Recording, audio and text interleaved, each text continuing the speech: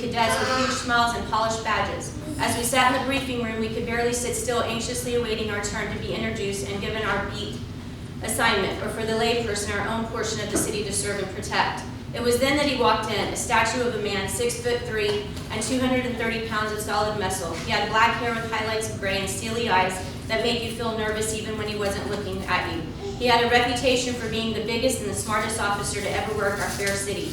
He had been on the department for longer than anyone could remember, and those years of service had made him into somewhat of a legend. The new guys, or rookies as he called us, both respected and feared him. When he spoke, even the most seasoned officers paid attention. It was almost a privilege when one of the rookies got to be around when he would tell one of the police stories about the old days.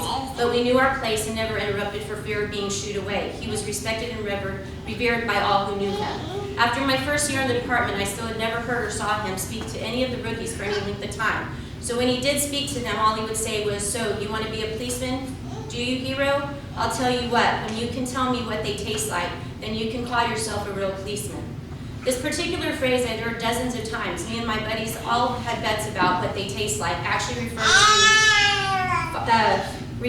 some believe it referred to the taste of our own blood after a hard fight. Others thought it referred to the taste of sweat after a long day's work. Being on the department for a year, I thought I knew just about everyone and everything. So one afternoon, I mustered up the courage and walked up to him. When he looked down at me, I said, "You know, I think I've paid my dues. I've been in plenty of fights, made dozens of arrests, and sweated my butt off just like everyone else. So what does that little saying of yours mean anyway?"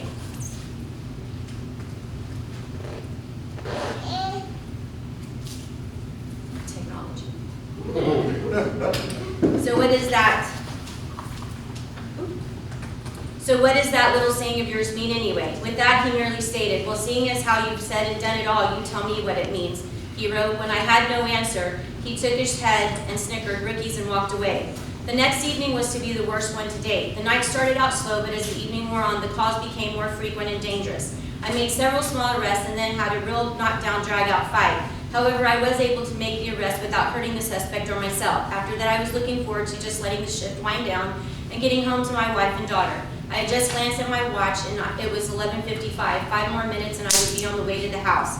I don't know if it was fatigue or just my imagination, but as I drove down one of the streets on my beat, I thought I saw my daughter standing on someone else's porch. I looked again, but it was not my daughter as I had first thought, but merely a small child about her age. She was probably only 6 or 7 years old, dressed in an oversized shirt that hung to her feet. She was clutching an old rag doll in her arms that looked older than me. I immediately stopped my patrol car to see what she was doing outside her house at such an hour by herself. When I approached, there seemed to be a sigh of relief on her face. I had to laugh to myself, thinking she sees the hero policeman come to save the day. I knelt at her side and asked what she was doing outside. She said, "My mommy and daddy just had a really big fight, and now mommy won't wake up." My mind was reeling. Now what do? I instantly called for backup and ran to the nearest window. As I leapt inside, I saw a man standing over a lady with his hands covered in blood, her blood. I kicked open the door, pushed the man aside, and checked for a pulse, but unable to find one. I immediately cuffed the man and began doing CPR on the lady. It was then I heard a small voice from behind me. "Mr. Policeman, please make my mommy wake up." I continued to perform CPR until my backup and medics arrived, but they said it was too late. She was dead. I then looked at the man. He said, "I don't know what happened. She was yelling at me to stop drinking and go get a job, and I had just had enough. I just shoved her so she would leave me alone, and she fell and hit her head." As I walked the men out to the car in handcuffs, I again saw that little girl. In the 5 minutes that has passed, I went from hero to monster. Not only was I unable to wake up her mommy, but now I was taking her daddy away too.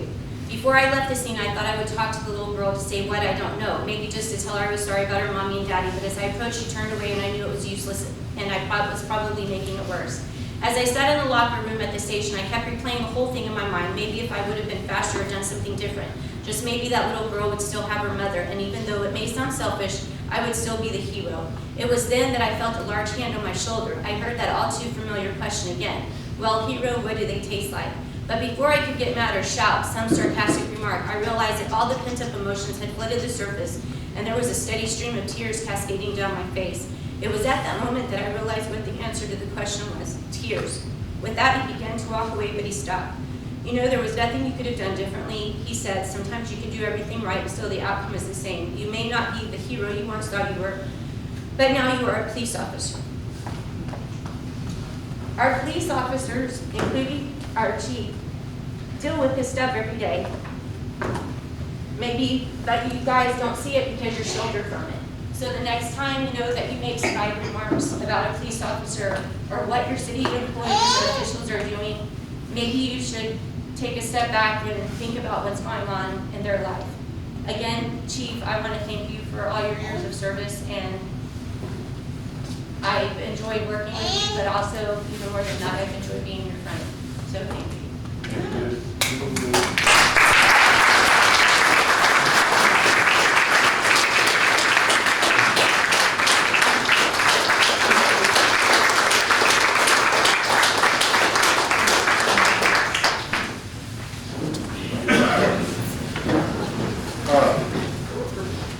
I've been on the council for about 20 years.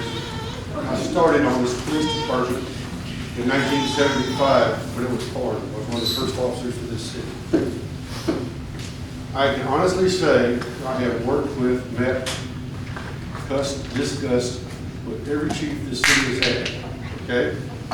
And I can tell you without a shadow of doubt, because I still am an officer, I still carry a commission, that man is the best chief this city has ever had.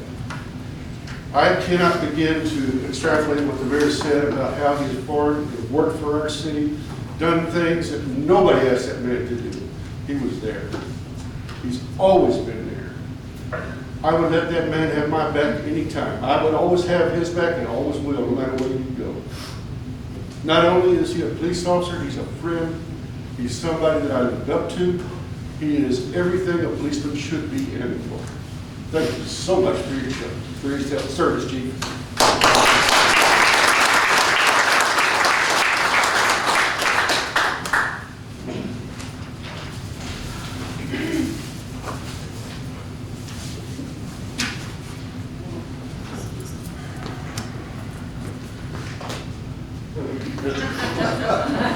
I'm ordering.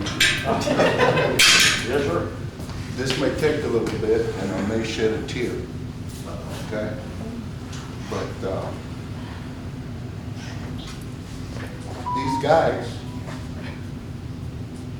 are our first responders, not only him, but the fire department. They're supposed to be our heroes,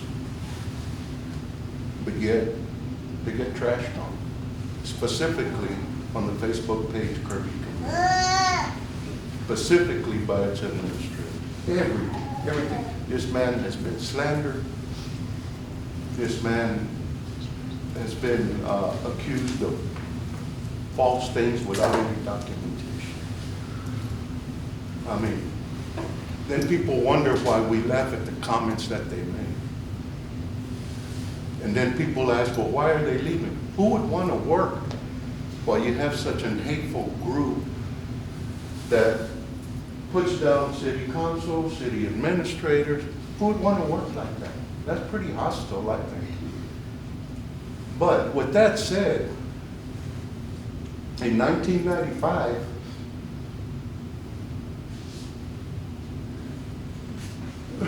Go, man, you're good. You're good. You're good.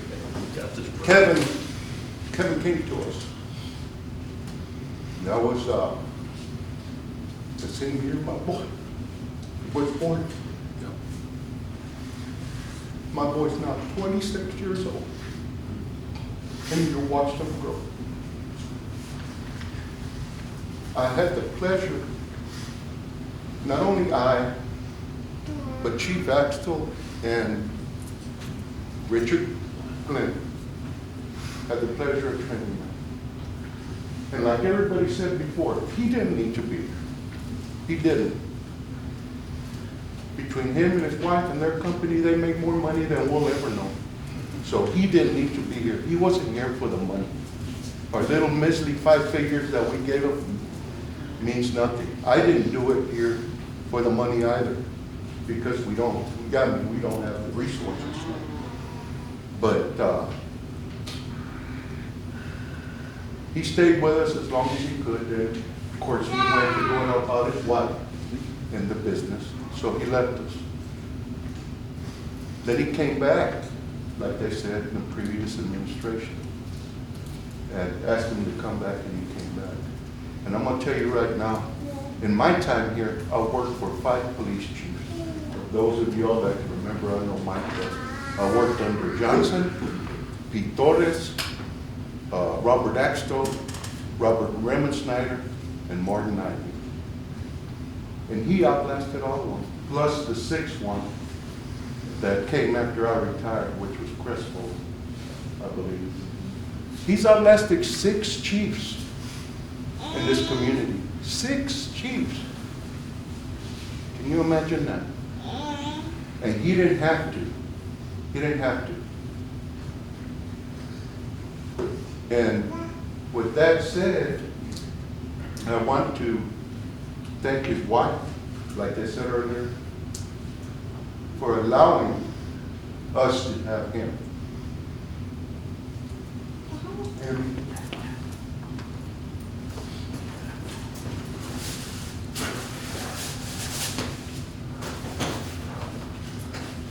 I want you to take this cover.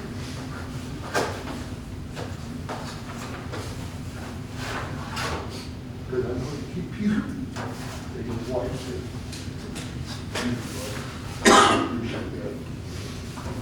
Leave some. Don't forget this. I won't. Check up on the sewer. What you said is true, guys like you and Bob Axel and Richard Glenn allowed me to be where I am. And we couldn't be, I couldn't have been where I am without the support of all those people in the back. Yeah. Okay. Devonta, Mike Alonzo, who's been with the department 20 plus years now. All the new folks, Officer Thompson, every one of you guys. You all played a part in getting me to where I am. Mike Sherlock, I know this is your second tour with us as well. So I can't take all the credit because I got a fine group right there. So. Yeah, it did break my heart when he told me he was going to retire. And I said to myself, oh man, what are we going to do? What the hell are we going to do? How are we going to replace this guy? You know, I was being selfish for the city, you know, because he was been so good to us. But I don't know if we'll ever be able to find somebody to replace him in these towns. I'll tell you that right now. No, you will. I mean, you know, let's hope so. Let's hope so.